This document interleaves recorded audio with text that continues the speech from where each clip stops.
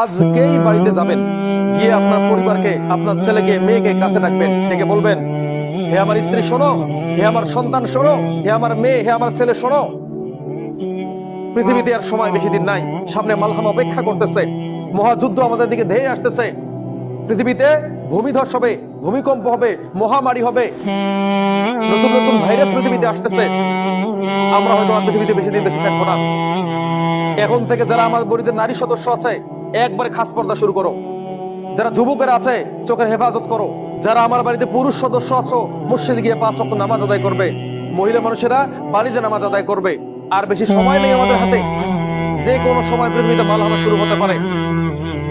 আপনি শুধু এইভাবে ওয়াজ নসিহতে করবেন না, আপনি আপনার খাদ্যের এক অংশ জমা রাখেন, আপনি কিছু গবাদি পশু করে রাখেন। কেননা যখন মালহামা তৈরি হবে, শহরগুলো ধ্বংস হয়ে যাবে, কলকারখানা মিল বন্ধ হয়ে যাবে, তখন আপনি কি খাবেন, কি পরবেন? কিছু পোশাক রিজার্ভ করে রাখেন।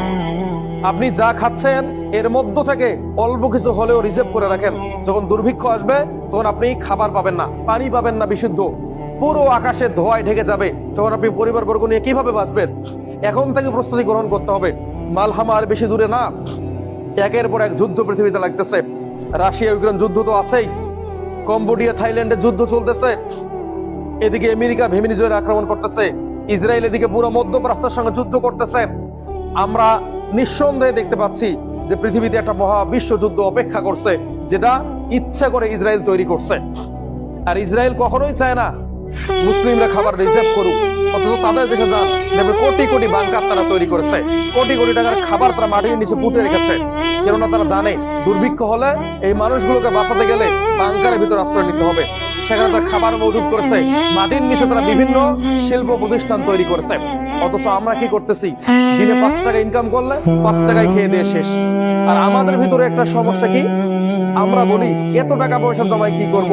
আরে বোকা লোক, টাকা পয়সা দিয়েই সবকিছু করা যায়।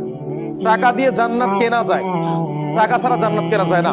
আল্লাহ তাআলা সূরা তওবার মধ্যে একটা আয়াত নাযিল করেন নাই, ইয়া আইয়ুহাল্লাযীনা আমানু, হে মুমিনগণ, তোমরা তোমাদের জীবন এবং সম্পদকে দিয়ে দাও, এর বিনিময়ে আমি তোমাকে জান্নাত দিয়ে দিব।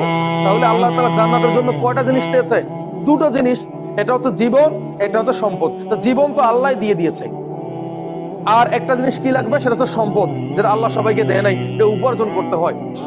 তো বেশি থেকে বেশি মুসলিমদের টাকা উপার্জন করতে হবে। বর্তমান সময়ে টাকা ছাড়া আপনি পৃথিবীতে কোথাও চলতে পারবেন না।